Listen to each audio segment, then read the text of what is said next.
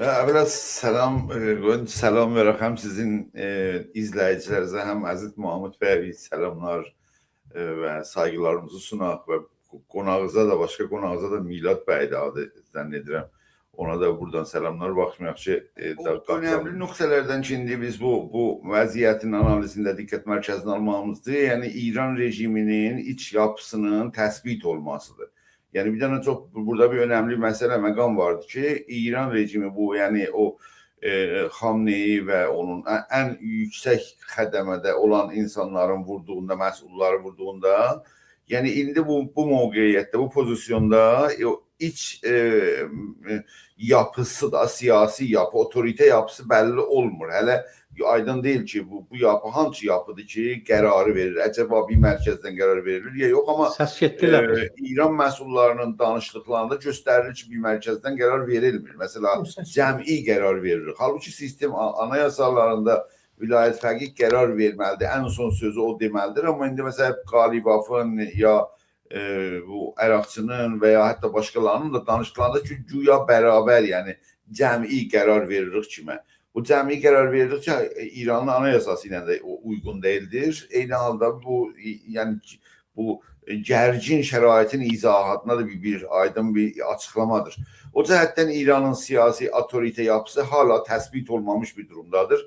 İndi kim harada necə qərar verir və nə olur bəlli deyil. Yəni, o cəhətdən İranı bir yapı kimi görmək, bir tərəfdən getdilər anlaşma etdilər, məsələn, Pakistanda, bu yandan saldırdılar cəmiyə. Bu göstərir ki, yəni burada bir yapı da yoxdur. Əlbəttə, bunu mən indi zənn etmirəm. Məsələ, əgərsə Xamneyi yaşasaydı, belə bir işlər görsəydi, mən onu bir taktik kimi görə bilərdim, amma indi o gərginlik, yəni sistemin otorite baxımından təsbit olunmaması fərqli mərkəzlərin emalı qüdrətini burada görmək olur. Məsələ, Qalibaf rejim tərəfindən müzakirə gedir, amma televizyonda onun müsahibəsi arada kəsilir. Yəni, başqa bir qüdrət var ki, onun televizyonda, İran televizyonda onun səsini kəssinlər. Əslən, Cumhurbaşqanı, Pezeşkiyanın danışığı yalnızca kəsindir. Çünki Pezeşkiyanın pozisyonu ondan daha zəifdir. Daha çox, yəni, bugün siyasi, nizami ya hərbi gücün mərkəziyyəti sifahda olur. Yəni, bu Şurayı Əmniyyəti Milli dediyində orada təbiətən ən üst sözü sipahının adamları və sipahın adamları və onlara bağlı ünsürlər deyilir. Əlbəttə, məsələ, indi Qalibaf və ya məsələn Pezeşkiyan və Əraqçının pozisyonu bir pragmatistik pozisyondur. Yəni, anlaşmamız lazımdır və İranın islahat, iqtisadi falan keçməyimiz lazımdır. Amma göstərir ki, belə bir pozisyon, yəni əməldə, meydanda və qol olan öz demələri belə bir şey yoxdur. Yəni, bunlar normal, qeyri-nizami gəmilərə saldırmaqda və öz hakimiyyətini Hormuz boğazında yerləşdirməkdə, bu çabanın içində vardılar. İndi, yəni, İranın siyasi sisteminin yapı cəhətindən də, otorite yapı cəhətindən təsbit olunmaması səbəbilə, çünki vilayət fəqih filan Xamneyinin oğlunu seçiblər, müctəmanı filan, yəni onun otoritəsinin təsbit olması ən azı 10-15 il zaman istər və bir normal bir şərait də təsbit edər ki, o yavaş-yavaş filan elə bir şəraitdə hakimiyyətə seçilib ki, burada sözü daha çox hərbiçilər ya sərbazlar ya əskərlər deyirlər, yəni sipah deyil tayin ki, başqaları. O cəhətdən bu təsbit olmayınca İran siyasətini burada dəqiqləşdirmə, çox dəqiqləşdirmə bəlli ola bilməz, amma bizə o Asiyada baxmamız lazımdır. Yəni, pragmatist bölümlər nə deyirlər və sipahın, o saldırgan bölümü nə deyir? Yəni, Amerika ilə qarşılaşmağa və ələlxüsus, məsələn, Hormuz boğazında özünü təsbit etməyə çalışmanı da bu əsnada görmək olur. Amma ümumiyyətlə, yəni, eşikdə, yəni bu genel pəncərədən baxdığımızda, yəni bir otorite çəkiş-bəkişliyi vardır İran rejimi ilə Amerikanın qarşısında. Bunu da görmək mümkündür. O da, yəni, Hormuz boğazında hakimiyyəti təsbit edib və İranın sültəsinin altında Hormuz boğazının gedişatı devam etsin diye kimi. Təbiətən onların da o bugün tamam qonşulara saldırır üçün, ərəb ölkələri ölkələrinə, Ərəbistanla qarşılığı, başqa ərəb ölkələri ilə təbiətən bu qəbul olur bir durum deyil. Yəni bölgə dövlətləri tərəfindən və Amerika tərəfindən və təbii İsrail tərəfindən qəbul olur bir durum deyil ki, yəni bu hakimiyyəti İrana qoysunlar, İranın sistemin öhdəsinə və bu vasitələ şərait davam etsin.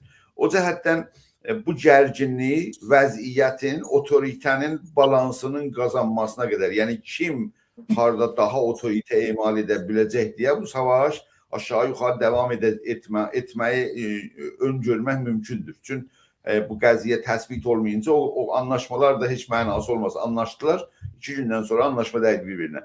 O cəhətdən o şey ki, siz əvvəl dediniz, mənim baxış açım budur savaşda. Yox, mən yəni bu savaş məsələsində mənim əvvəlki sözüm, yəni savaş başlamadan bir neçə il bu İrana hücum məsələsinə gələndə mən düzün söz deyirdim, xarici hücum gəldi, rejimi dəyişsin. Əgər rejimi dəyişmə qəsdi yoxdursa, hər bir güllə atılırsa ziyandır xalqlara İranda. İndi bu durum feylən o durumdadır. Amma bir dənə başqa bir şey var burada bu durumda. Bu balans ki var, yəni deyək şey də, güc balansı, güc dəngəsi, otorite dəngəsi bölgədə bu öz cavabını almayınca savaş bitməz və bu yəni İran rejiminin indiyə qədər əgərsə bu sıxıntılar iki qoyulub da, məsələn havadan hücum filan mehman başqa yəni mühasirəyə filana salma. Əgərsə bu İran rejimini qane etməyib ki, gəlsin, qəbul etsin yəni bu dəngə qurulsun, o deməkdir ki, İran rejiminə daha çox sıxıntı lazımdır. Yəni o qədər sıxıntı lazımdır ki, o gəlsin bu anlaşmanın altını gerçəkdən imzalasın. Yəni gerçəkdən görsünlər ki, buradan sonra başqa çıxış yolu yoxdur. İnanma İranda sistemə başqa çıxış yolu da bundan sonra yoxdur. Hələ deyə bilər ki, hələ ora gəlib çatmamışdır və ona görə bu gərginliyi o balans qurulub və otorite üstünlüğü bəlli olunca davam edəcək deyə düşünmək lazımdır. İran çapında siyasi güclərin 3 baxış açısı var. Əlbəttə, onlar çalışırlar əslində 2 dənə baxış açısı var, məncə 3 dənə baxış açısı var. Biri bu idi ki, Pəhləviçilər İsrailin rəhbərliyində və İsrailin mənafeyini qoruyaraq İrana hücum və gəlsinlər filan yığsınlar və versinlər, tacı qoysunlar Riza Pəhləvinin başına ki, orada İsrailin mənafeyi. Əsasən İsrailin sərmayəquzarlığı Pəhləvilərə də, yəni İranı bir siyasi gücdən, bir zəif bir gücə təbdil etməz. Çünki Pəhləvilər İrana gəldiyində İranda bir dənə güclü bir dövlətin qurulması mümkün deyildir. Yəni daima çatışma, içəridə problemlər. Yəni bir baxış budur ki, savaş davam etsin və İsrail və Amerika qələbə çalsın filan və Pəhləviçilər gəlsin işin üstündən.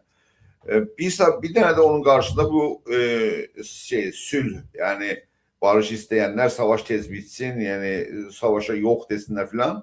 Bunlar da məncə yəni əsasında ki, bu gün savaş qutulsun deyə bunlar da Cumhur İslamının cibhəsində şüar verirlər. Çünki əməldə bu gün kim arz edir ki, bu gün savaş bitsin və Amerika istəklərini İranda, məsələn o istəklər kimi dostlar da adını çəkdilər də, bu atom məsələsi, niyabəti məsələsi, füzələr, muşəklər məsələsində bir yerə çatması. Bunu İran İslam Cumhuriyyəti arzulayır. Bu sülh şüarı bu gün verdikləri də dəqiqən İran İslam Cumhuriyyətinin şüarlarını təbliğ etmək və filandır. İranda o pozisyon heç bir təsir edici bir rolu, çünki gücü yoxdur xalq içində, xaricdə yaşayırlar, heç bir gücü yoxdur, təsir edici bir rolu yoxdur. Yalnız bir balaca təbliği rolu var. O təbliği rolda ki, olar ki, sülh, yalnız sülh bu an, olar Cumhur İslamı xəttində əməl edirlər. İstəyirlər ya istəməyirlər. Çünki Cumhur İslamı bu gün istəyir, savaş bitsin və elə şərait necə idi, elə qalsın. Yəni bu tələblər ki, Amerikan vardı, onlar yerinə gəlməsinlər. Üçüncü yol isə, onu mən geçən danışımda danışmışam. İran İslam Cumhuriyyətinə sıxıntı lazımdır ki, o geri otursun. Yəni İran rejiminə sıxıntı olmasa, geri oturup bir anlaşmaya varmayacaqdır. Amerika tərəfindən İran rejiminin dəyişməsinin qəsdi əsla belə bir qəsd ki, bizlər rejimin dəyişəcək filan, elə bir qəsd yoxdur. İranın sistemin içində pragmatist kəsiminə, yəni o başqa, yəni o radikal kəsimi əzmaq pragmatist kəsimə rol, rəhbər rolu verməlidir. Ki fikirdə ki, məsələn, Venezuela kimi bu iş mümkün deyil. Onda ki, o iş gördülər ki, o iş mümkün deyil. Oradan geçdilər indi. İsrail, yani orada İsrail'in de stratejisi İran'da batır. Çünkü orada rejim dəyişməsi istedi İsrail. İndi geçmişik bir ikinci aşam. Yani opozisyonun şeyi əsla belə bir yani məqsədə yani təsir edici bir rolu əsla yoxdur. Çünkü yalnız təbliği rol var. Nəyi təbliğ edir? İran rejimi istəyən şeyi təbliğ edir. Sülh təbliğ olsun. Və onun adında insan dostluq, vətənpərəstlik, vətənsevmə filan. Ama acaba bu rejimə sıxıntı gəlməyincə geri oturur mu istəklərindən? Yox. Əgər geri oturmasa, hani Amerika istəklərinə çatmasa bu savaş bitir mi? Yox, bitmez. O cəhətdən yani burada bir açmaz durum ve bir de belə şey var. Yani acayip bir yani bombast siyasi vardır burada. Ki o bombast siyasi nizamı hələ açmaz bir durumdadır ve o açmazlığın da Amerikanın hangi stratejiyle ne edecek diye belli değil. Mesela Cunubda fəaliyyəti İran Cunubunda belə nəzərə gəldi ki, orada bəlkə istəyir bəzi yerləri alsın filan eləsin də məncə o da o yani İran rejiminin dəyişməsinə təsir etməyəcək və hətta onun imzalamasına da belə məsələn getsin. Mümkündür, baxın, iqtisadi fişar, sıxıntı uzun müddətli bir sıxıntıdır. Yəni bir gecənin içində təsir etməz. Hərbi sıxıntı bir gecə deyil, bir həftənin içində təyin edici rolu ola bilər. Qalıbdır ki, neynəsinlər? İndi ona həqiqətən biz bu gün nə bilmirik ki,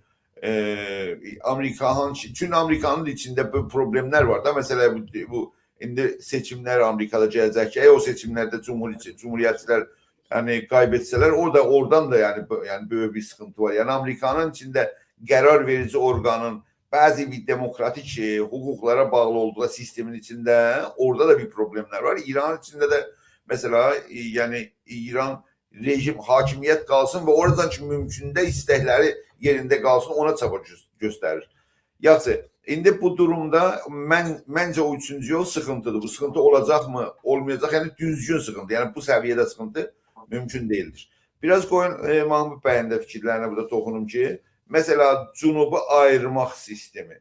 Əsla belə bir şey nə Amerikan sistemində ola bilər. Çünki İranın içində belə bir güclü bir təmayül. Məsələn deyəsən ki, Kürdistanı ayırıb, Kürdistanı istirarısın deyəsən, Kürdistanda bir siyasi güclər var ki, belə bir tələbdə bulunula, bəlkə Kürdistanı məsələn ayırsın. Amma Cunubda hansı bir siyasi güc var ki, elə bir tələbdə bulunur ki, Cunubu İranı ayırsın məsələn İrandan. Əslən İranın içində elə bir siyasi güc yoxdur ki, desin məsələn İranın bir bölgəsi ayrılsın. Saniyən bu İranın bölgə ayrılması ən önəmli hamıdan qabaq Amerika istəmir dağılsın. Çünki Amerikanın dağılmağı istəsəydilə Əraqda kütlərə bir fürsət vardı da, Əraqda da istəyirdilə, verərdilə orada.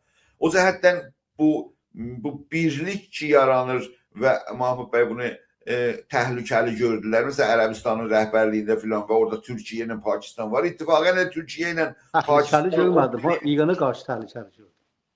İrana qarşı da, yani İrana qarşı bir təhlükə yaraldır da bu birlik. Mən deyirəm ki, o birlik... Mən deyirəm ki, o birlik İrana qarşı təhlükə yaratmır. Niyə?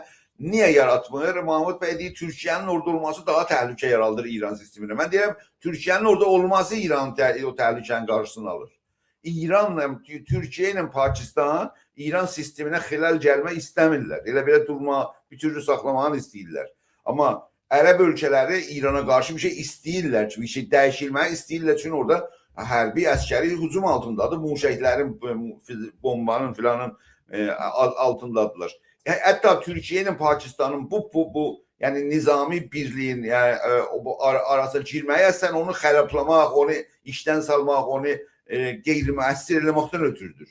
O cəhətdən orada da mən yəni bir şey görmürəm. Bir tərəfdən də Ərəb ölkələrinin bir araya gəlməsi İrana nə təsir, ciddi bir təsir edə biləcək. Yəni bunun burada bir daha bir problem var. Amerikanın yani Trump'ın çok yani ne diyeyim uyumsuz siyasetlerde birinci günden Avrupa'ya karşı mesela Avrupa'nın ülkelerine karşı ben mesela Danmark'tan bir şey alacağım bu kadar maliyet çok vereceğiz ülkeler hamısı falan yani kimsenin bir cibhə yaraldamadı İran'a karşı. Halbuki İran'a karşı bu cibhə vardı yani çok güclüce eləyə Avrupa ile beraber Amerika'ya Trump olmasaydı bir normatif bir siyaseti Amerika'da geçseydi eləyə ciddi bir hücum İran'a gəlsin ve İran da hatta İran'ı dedi təslim ama o anlaşma düzgün o istediği anlaşmaya varmağa gücü eləyə bilərdi Avropa ilə birlikdə. Hətta İngilistan belə indi bu son əlbəttə başbaxanlar değişiləndən sonra bir Amerika ilə yaxınlığı var. İngilistan da yaxınlıq eləmədi və gəlmədi Amerikanın. O cəhətdən orada da bir problem vardı, yəni qarşılıqda. O cəhətdən yəni həm Amerikanın orada hücumunda, əlbəttə burada məsələ fəqət əskəri məsələ deyil, diplomatik və bir cibhənin yaranması. Yalnız ərəb dövlətlərinin cibhəsinin yaranması İrana qarşı yetərli bir şey deyil. Əgər Avropa dövlətləri olaraq qatılması bu cibhənin içinə, bu cibhənin bir sonuç verməsinə mən heç inanmıram. O cəhətdən yenə hala mənim şərait bombəsi və açmaz bir durumun davamı indi gözün önündədir, amma yeni bir siyasətlər. Bir də bu deyim ki, bu qara güclər, yəni Niruy Zəmin 2-də gedəcək oraya. Qara güclərin problemi budur ki, bir tərəfdən də sudur. O suda qara gücün yerə yenməsi, İrana qara güc yenməsi belə çox böyük bir araya istəyir. Yəni o Əraqdır, Pakistandır, Türkiyədir, Azərbaycandır. O ölkələr ki, torpaqdan sınırı vardı. Bunların heç biri izin verir ki, Amerika orada yəni qara güc, yəni Niruy Zəmini yendirsin. Sən Amerikanın bu bəhs olmayıb bir şeydə. Heç yerdə adını çəkmirlər. Bu qara gücləri Amerika hara yendirəcək? Əslən bu imkanı da yoxdur. Yəni üçün heç bir dövlət belə bir şeyi qəbul eləməyibdi indiyə qədər ki, bunu izni versinlər. Yəni bir açmaz duruma bu şəraiti görmək mümkündür, amma acaba bunlar hangi taktik filan bilirsiniz də bu Pentagonun o qara qutusundan bizim ağlımıza sığmayan bəzi taktiklər, stratejilər, hərbi strateji çıxa bilər eşiyə. Amma bugün gördüyümüz hərəkatın içində hani təyin edici bir hərəkət fiilən gözə çarpmış. Mən təşəkkür edirəm. Yox. Baxın, sizin sualınızın qısa cavabını vereyim. Sonra qeydim Mahmud bəyin sözlərinə toxunsam, bəzi şeylər izah olacaqdır. Yox. İran rejimi Amerikanın qarşısında üstün pozisyon o mənada ki, mən Amerikadan gücləyəm filan tutmaq istəmir. Onu bilir ki, olan bir şey deyil. Amma təbii ki, bu yani sistemin ayaq üstə durması və o tələblər ki, bilirsən də, onlar tələblər o caydırıcı bir tələblərdirlər. Atomun gücü, muşək gücü, bu neyabəti gücü İranın caydırıcı, yəni bazdarəndə gücləridirlər. Bu bazdarəndə güclərini onlardan rejimin əlindən alsa, yəni rejimin əl qolunu sındırıb da, yəni bir şey yoxdur orada. O cəhətdən yəni rejim çalışır ki, bu bazdarəndə də bu caydırıcı faktorları saxlasın. Əgər saxlaya bilsə, yetərlidir, savaş lazım deyil. Bura sizin cavabınız budur. Yəni, çünki o iş olan bir şeydir ki, İran isə Amerikaya özünü hərbi üstünlük göstərsin. Məntəqəni dedim, məntəqə. Məntəqədə əlbəttə ki, məntəqədə, amma İran məntəqədə çox böyük üstünlük, yəni şeyin emal edir və elə bir gücü də vardı, yəni.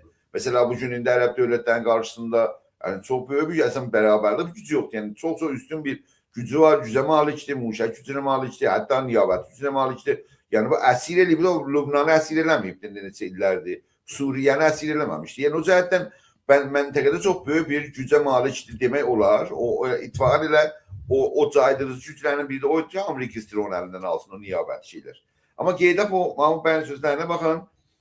Mən dedim ki, əvvələn Mahmud bəy deyir ki, savaşı İran rejimi başlayıbdır. Savaşı İran rejimi başlamayıbdır. Savaşı Amerika ilə İsrail başlayıblar. Və İran rejimi də. Amma savaşın başlanmasına şərait yaradan İran'da. Onu demək olar. Şərait yaradan o siyasətləri ilə Amerika, İsrail falan bu şərait cəngini yaraldıb. Amma savaşı başlamayıb. Savaşı Amerika ilə İsrail başlayıblar. O cəhətdən ona dəqiq bilmək lazım. Huquqi cəhətdən bugün savaşın başlamasına bir faktor var ki, yəni necə savaş başlayıb, kim hücumu başlayıb hara? Yəni muşəklər, təyyarələr gəliblər, vurublar filan. Ondan sonra İran rejimi reaksiya veribdir. Amma savaşın səbəbini də desəm niyə İran rejimi düzdür, o düz sözdür. Ondan sonra otorite yapsın. Bax, mən bir daha bir sözdə bu çox mühüm məsələdir ki, biz otorite İran rejiminin içində otorite təsbiti yapılmayıb. Yəni, mesela Xamneyi zamanında otoritəsi bəlli idi, kəsin. Orada Xamneyi oturubdu, ən son sözü o deyəcək, bitəcək. İndi elə bir şərait yoxdur. Yəni, müctəbanın pozisyonu elə bir pozisyon deyək ki, son sözü desin. Müctəba da o birisi fərman deyil, sipah filan, beyman kimin, birisi kimin, orada nəzər verir. Yəni hətta belə ona mesela bu adlar, zatlar ki deyirlər, onu da demirlər. Bax, məsələn, bəzi Müslüman rəhbərlərin ağa müstəva deyirlər. Yəni, hətta məsələn, rəhbər müəzzəm filan, hələ oraya yetişməyib ki, hələ o da desinlər. O cəhətdən bu iki otorite, yəni kim təhs qərar verir İranda, bu sistemin içində, bunu bizim vəzifəmiz də analiz eləyək. Bu fərq eləməyib Xamneyi zamanı ilə bu dəqiq bir təhlil deyil. Çünki Xamneyi olsaydı, indi kəsindir ki, bu siyaset götürək, o siyaset götürək. Bitti. Yəni, amma öyle bir bitti yoxdur indi. İndi mərkəzi təsmimgir İsfahan içindədir. Baxmayaraq ki, Xamneyi zamanı olanda deyirlər, Xamneyi ilə Sipah əsli, yəni aparıcı siyasəti götürdü İranda. Amma hər halda ən sözü Xamneyi deyəcəkdi orada. Lider pozisyonu və otoritəsi ondaydı. Onu bilmək lazımdır. Ondan sonra mən dedim ki, sülh, baxın bu sülh məsələsində çox bir məxduş da, türküsü bilmirəm. Məxduş bir mövqe dedik. Məsələn, Pezeşkiyan sülh tərəfdarıdır, başqaları cəng tərəfdarıdır. Baxın, İranın sisteminin içində, sistemin yəni Qalibov nə dedi? Dedi da indi lançerləri tətil edib ki, iqtisadiyyata, cəmaətin rifah iqtisada baxmamız lazımdır. Bu yəni nə mənə? Ya məsələn, o əraqçı filan. Bunların hamısı, yəni pragmatisti bölüm, dövlət bölümü və pragmatismi bölümü, hətta İsfahan öz içində də bir bölümlər vardılar ki, pragmatisti düşünürlər ki, acaba biz savaşı bitirməliyik. Və amma o ifrati kəsim ki, yox, biz otoritəmizi sağlamamız lazımdır. O otoritəyi sağlamaq ki, Sipahın içindədir və ən böyük gücdə Sipahdır, ona devam etdirirlər. O cəhətdən biz bunu 3 güc var. Sülh istəyənlər İranın opozisyonunda. Sülh da savaşa yox bu gün. Şuarlar budur. Savaşa yox bu gün. Yəni öyle Pezeşkiyan da Qalibov da onlar da onu istəyirlər. Yəni İranın yəni bu gün sistem əgərsə bu gün heç bir şey dəyişilməsin. Heç bir şey rejimlərindən almasınlar. O dedimdə o caydırıcı faktorlar rejimlərindən almasınlar. Ondan sonra rejim istəyir savaşmasınlar. Savaşda başlamayıbdır. Savaşmağı da istəməzdir. Niyə sıxıntı altında qalıb oranı buraya vursunlar. Mən hər zaman əlində qalıb da. Ona görə bünyadda sülh istəyir. İndi ki bu savaş məsələsi vardı. Savaş məsələsi Amerika ilə savaşmaq deyil. Hormuz boğazında otoritəni emal, yəni İran hakimiyyətini orada emal etmək. Yəni burada biz qərar verməliyik. Amerika cəhət qərar verməməlidir deyə o savaşdı. Nəncə Amerika ilə savaşdı. O cəhətdən onu da dəqiqləşdir. Yəni hər bir mövzuda bir dəqiqləşdirmemiz lazımdır. Türkiyə məsələsində baxın, Türkiyənin deyir ki, Mahmud bəy, Türkiyə olsa himayət edib 36 gündə filan da 40 gündə. İndi intiqadi mövzuyu var. Baxın, nə zamandan intiqadi mövzuyu var? NATO'nun iclası Türkiyədə keçəndən sonra. Yəni bu Türkiyədə keçəndən sonra və Trump'ın ora gəlib və Türkiyəni sıxıntıya qoyandan sonra Trump tərəfdarlığı təranəsi də o intiqadi mövzu. Yəni düşmənanə mövzuda Türkiyənin İrana qarşı düşmənanə mövzu yoxdur. Geçsin o savaşsın. Məsələn, hərbi əskər birlik qursun ki, İrana hücum eləyəcək. Bu böyük yanlışlıqdır Türkiyənin siyasəti. Türkiyənin siyasəti İran dövlətinin yanındadır. Amma Trump'ın sıxıntının altında yəni intiqadi təranələr oxundu. Ona görə deyirəm ki, bu ərəblər ki, hücum altındadılar, müşəhlərin hücum altındadırlar. Savaşmaq istəyirlər, həqiqətən İran rejimində dəyişiklik istəyirlər. Türkiyə ilə bir şey əsla istəmir. O cəhətdən orada olması intiqadi mövzu, dəyişiklik mövzuyu da bəlkə taktiki Trump'la qarşı-qarşıya gəlmə məsələsi üçün orada bir anlaşmalar oldu ki, F-35'lərlə filan Türkiyənin məsələsini həll eləsinlər. Ondan sonra bir başqa, məsələn, Pezeşkiyanı qoyurlar sültələr, Pezeşkiyan dəyişiyor yalnız. Qalibov da odusudur filan. Yəni pragmatisti bölüm sülh istəyir. Dedim, o yəni rəhbər, dövlət rəhbəridir da Pezeşkiyan. Opozisyonda da o sülh istəyir. Yəni savaş bu gün dayansın. Onlar ki, həm mövzu edirlər da, yəni ikisi də həm mövzu edir. O cəhətdən bir də bunu deyim, ən son sözdə deyim, buraya baxmışam, o Əməkdaşlıq Şurasının bəyaniyəsində mən bunu deyim ki, Mahmud bəy və hamımız, əlbəttə Mahmud bəyə aid sözdə, hamımıza Azərbaycanın siyasi hərəkəti Azərbaycanın qorumasına siyasət ürətməlidir. Siyasi güc əldə etməlidir. Bəyaniyə verdim, bəyaniyə aldım, mövze tuttum, mövze tuttum. Bizim savaş bizim məsələmizdə bu savaş bir daha irticai dövlət, Cumhur İslami, bir daha emperyalisti dövlət Amerikanın qarşılaşmasıdır. İsrail də onun yanında. Bu necə bizim savaşımız ola bilər? Bizə aid bir şey də bunu bəyan etmə bir bəyaniyyədə belə yəni möcüzə etmə zət deyil. Azərbaycan siyasi hərəkətinin təşkilatları əgər Azərbaycanda siyasi güc, bax, yəni cəmaətin nəzərini bu hərəkətə cəlb etmirlər ki, savala təhdidlər qarşısında bu cəmaət eləyə bilsin, özündən müdafiə etsin, o siyasi güc deyil. Bəyaniyə vermənin siyasi gücü olmaz. O cəhətdən bu axsaqlıq məsələsini ki, Azərbaycan siyasi hərəkətində var, bunu ayrı proqramda qoyun, dərindən danışmaq lazımdır. Məsələn, biz olmalıdır. geniş halətdə